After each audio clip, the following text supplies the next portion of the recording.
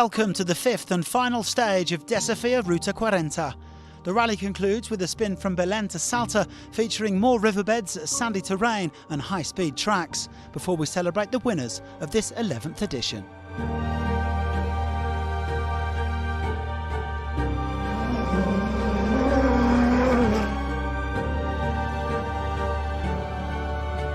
Today's stage will be anything but a walk in the park, with just over 250 kilometres of timed special.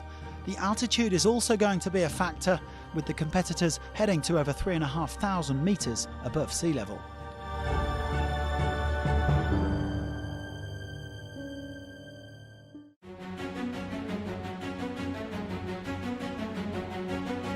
Toby Price set the fastest time in the bikes, only to drop to fourth place after a speeding penalty, and he will no doubt leave Argentina ruining what might have been. The Aussie saw his chances of winning the World Rally Raid Championship seriously damaged by a broken shock absorber on stage 2, but he has vowed to fight on until Morocco. He said today's stage brought back good memories of Dakar 2016, in which he secured the first of his 2 titles. Another former Dakar winner, Ricky Brabeck, will also finish the rally with a few regrets. The American found himself on the wrong side of the bonuses, and he was never able to make up the gap to the front runners. Nevertheless, he secured a place on the overall podium. Third place Ricky has some busy months ahead. He won't be heading home until after Morocco. Well, Luciano Benavides made the front pages of all the newspapers in Salta this morning, and the local hero led the way back to his hometown as he opened the piste. The Husqvarna man was never likely to close the big gap on the overall leader, Tosha Shirena, but he has had an excellent week here in Argentina, and he emerges as the new frontrunner in the W2RC. We finished Desafío Ruta 40. What a week it has been for Shirena, who led from start to finish. It's going to be interesting to see where the Honda rider goes from here after he beat some of the best guys in the world. Shirena taking his first overall victory at this level and staking his claim for a spot on the official HRC team. I'm really happy with this race. Unbelievable for me and the team, for Honda and Monster Energy. It's my first time here in Argentina, my first time in Ruta 40 and first win with Honda. So super, very happy and let's more.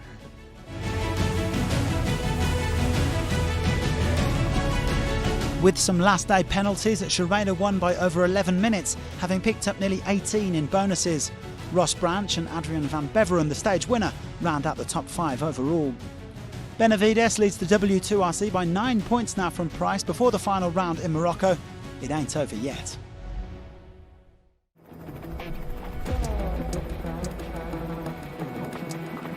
We've also had a change of championship leader in Rally 2. Paolo Lucci was on top when we got to Argentina, but following his abandon in midweek, it's Romain Dumontier who's taken control of the class. Dudu recovering from a bad start to finish the rally in 3rd overall. The victory went to Bradley Cox, who thus claimed his first overall crown in the World Championship. The South African hasn't had an easy season, crashing out of the Dakar early, but he sealed a commanding win here by almost 40 minutes. Finally, Ardit Kurtai took the honours in Rally 3, coming out on top of a superb battle with Ecuador's Mauricio Cueva. The 2 teammates at X-Raid's Experience were separated by 11 minutes in the end. Keep an eye out for both of them in future editions of the Dakar.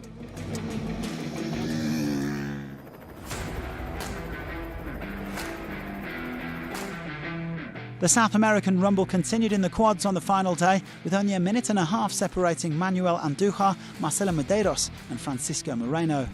Andújar took the spoils by just under a minute to complete his overall victory, the former Dakar winner finishing up with 3 stage wins to Moreno's 2. For me it was a really good race. Andújar winning by just over 13 minutes from Moreno, runner-up at the last 2 Dakars.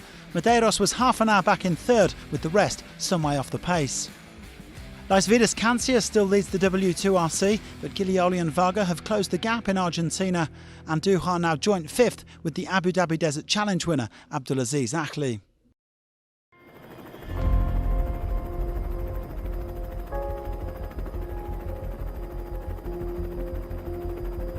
The top three in the cars has remained the same since stage 2, and there were no surprise twists today. That means that Yazid Al-Raji finished up in third overall. The Saudi was actually the slowest of the 6 cars out there in this final stage, losing around 10 minutes.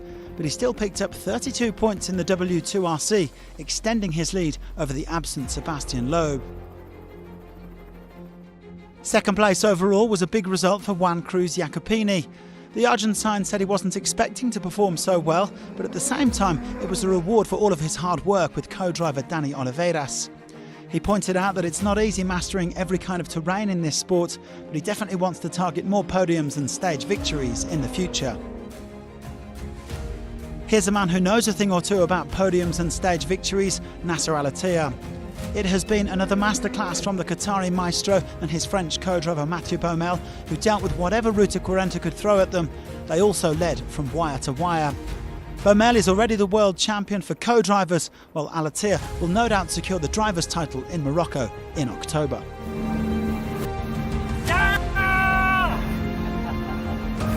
The race for us, and we are quite happy. Al-Attiyah's final margin of victory was 22 minutes, with all 5 Toyotas in the top 5. Eugenio Amos finished within an hour in just his second rally in the T1s.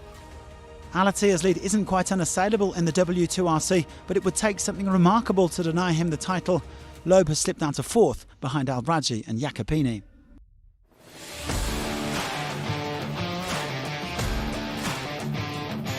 It's been a bit of a roller coaster ride in the T3s this week, especially for Austin Jones.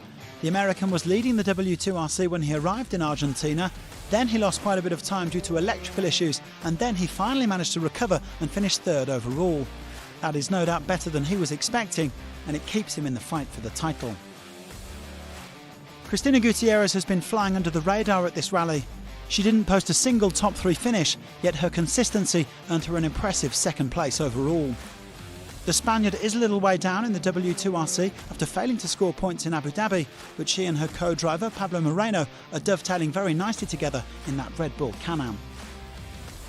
But for the 2nd round in a row, the overall victory went to Mitch Guthrie, even if the American had a bit of a scare in this final stage. He lost around 10 minutes due to a technical issue, but luckily he and Kellen Walsh were able to fix it, and they had enough of a cushion to come home in P1. Guthrie going back-to-back after Mexico and storming his way to the top of the W2RC standings.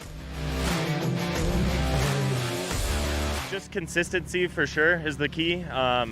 Every day we stayed smooth, never really got out of the car, had flat tires or anything like that, and just kind of kept the car moving and kept a great pace for sure. So overall, just keeping the car moving all day long and staying fast pace, of course. Guthrie leading in the Red Bull Can-Ams of Gutierrez, Jones and Chaleco Lopez, with Hernan Garces taking 5th after Joao Ferreira retired again today. It's still mighty close in the championship. Guthrie leads by 3 points from Jones, with Quintero only 9 points off the pace.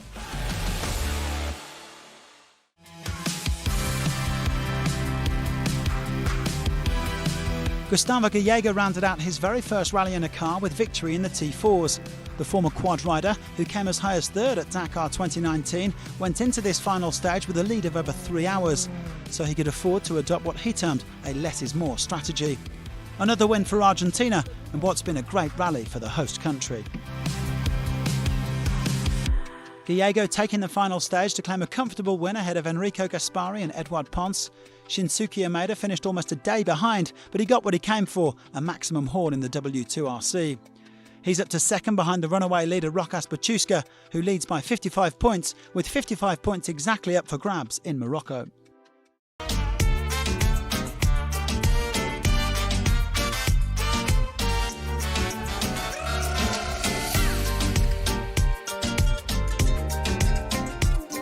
The good news is that we'll be back in 2024, so join us then, and thanks for watching.